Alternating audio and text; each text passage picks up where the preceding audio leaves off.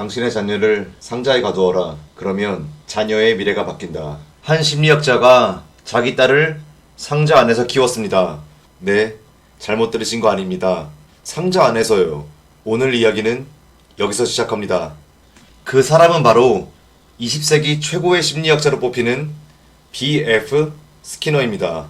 행동주의 심리학의 아버지라고 불리는 사람이죠. 그는 인간의 행동이 타고나는 게 아니라 환경에 의해 만들어진다고 주장한 혁명적인 학자였습니다. 이 한 문장이 오늘의 이야기 핵심이니 기억해두세요. 1945년 스키너가 딸 데보라를 에어크립이라는 상자 안에서 키운다는 소식이 퍼지자 세상이 들끓었습니다. 사람들은 경악했죠. 과학자가 자기 자식을 동물처럼 실험 대상으로 삼는다는 공포가 순식간에 퍼져나갔습니다. 당시 한 잡지에 상자 속의 아기라는 제목으로 실리면서 논란은 더 커졌습니다. 소문은 점점 더 자극적으로 변했습니다. 급기야 그 딸이 정신병에 걸려 미쳐버리고 결국 자살했다는 이야기까지 퍼졌죠. 스키너와 그의 가족은 수십 년 동안 이 루머에 시달렸습니다. 사람들은 진실을 확인하려 하지 않았어요. 자극적인 이야기가 언제나 더 빠르게 퍼지니까요. 그런데 말이죠. 이건 전부 오해였습니다. 딸 데보라는 정신질환도 없었고 자살하지도 않았습니다. 그녀는 예술가로 성장해서 평범하고 행복한 삶을 살았어요. 훗날 직접 글을 기고해서 나는 행복한 어린 시절을 보냈다 라고 분명히 밝히기까지 했습니다. 그럼 그 상처의 정체는 뭐였을까요? 에어크립은 오늘날로 치면 스마트 베이비룸과 같은 개념이었습니다. 아이를 가두는 장치가 아니라 온도와 습도가 자동으로 조절되는 쾌적한 육아 침대였죠.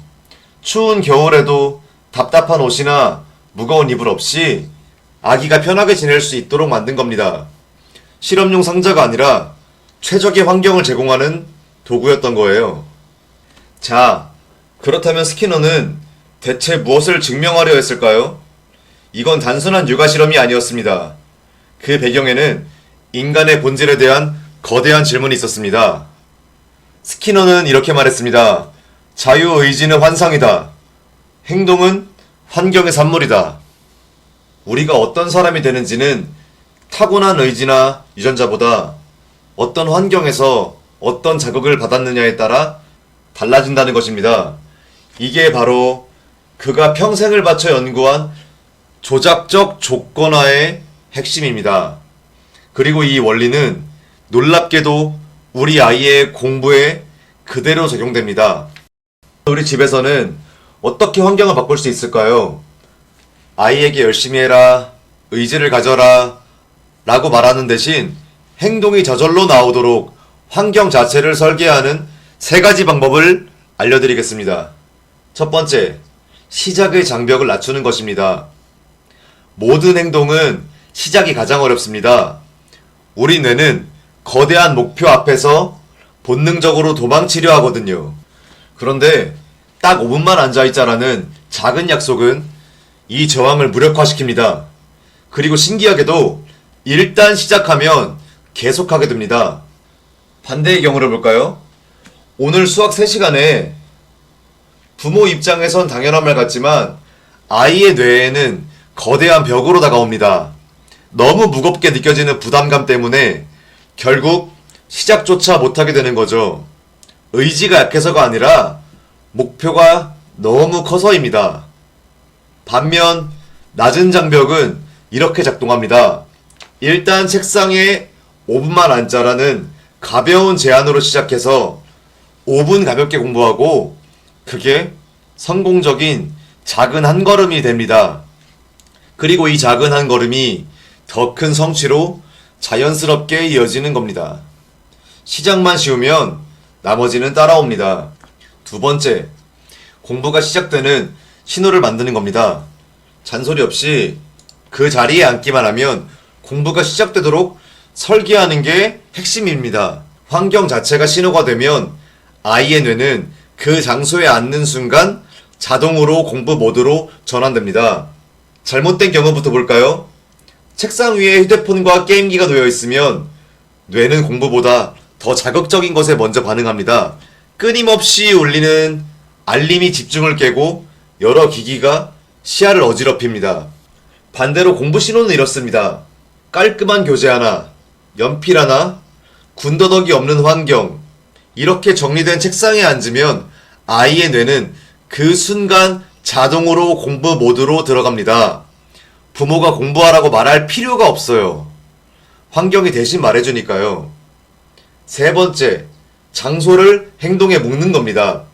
침대에서 공부하면 잠이 오고 책상에서 유튜브를 보면 집중이 안 되죠. 그래서 이 자리에서는 공부만 한다. 게임과 유튜브는 이 자리에서 하지 않는다.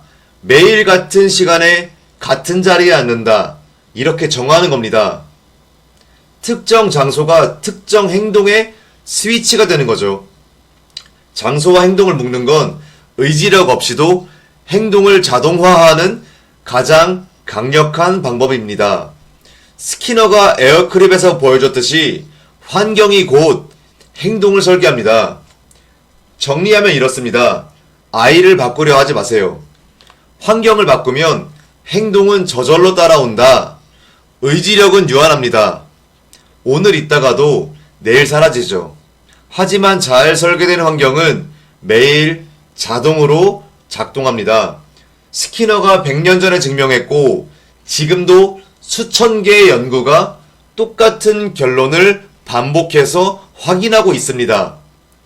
환경 설계가 곧 육아 전략입니다. 그런데 여기서 보상을 잘못 쓰면 지금까지 만든 게 한순간에 무너집니다.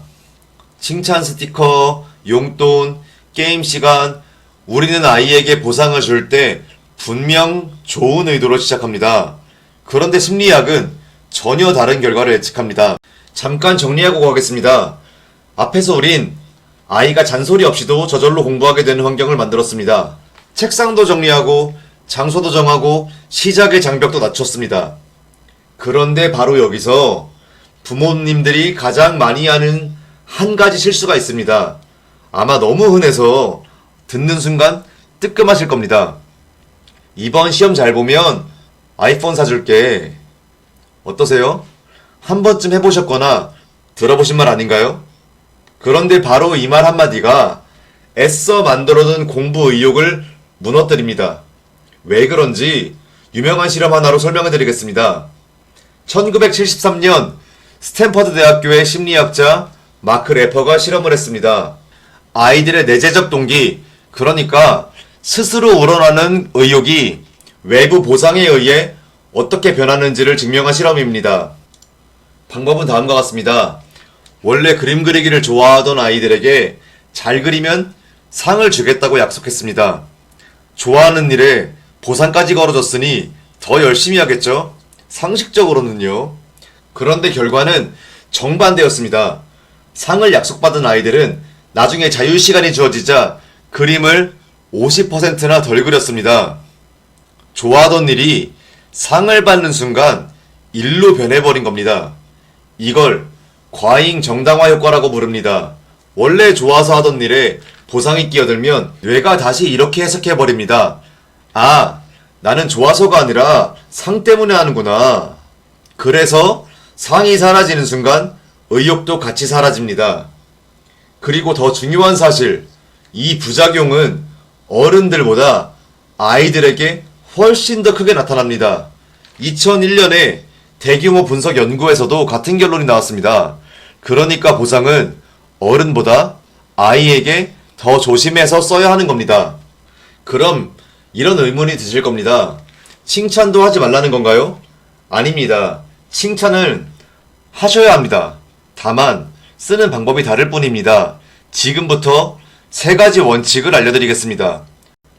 첫 번째 원칙, 결과가 아니라 과정을 칭찬하시는 게 좋습니다. 100점 맞으면 사줄게. 이건 먼 결과에 물질적 보상을 건 방식이라 아이가 점수만 바라보게 만듭니다. 대신 이렇게 한번 해보시는 거 어떨까요? 오늘 끝까지 앉아 있었네. 오늘의 과정에 진심 어린 인정을 더하는 거죠. 점수가 아니라 아이의 노력 자체를 봐주는 게 핵심입니다. 두 번째 원칙, 칭찬은 즉시 하시는 것이 좋습니다. 시험이 다 끝나고 한참 뒤에 칭찬하면 아이는 자기가 무엇 때문에 칭찬받는지 잊어버립니다. 행동과 칭찬 사이의 연결고리가 약해지는 것입니다. 그러니 이 순간을 잡으세요. 아이가 책을 펴는 바로 그 순간, 오, 벌써 시작했네?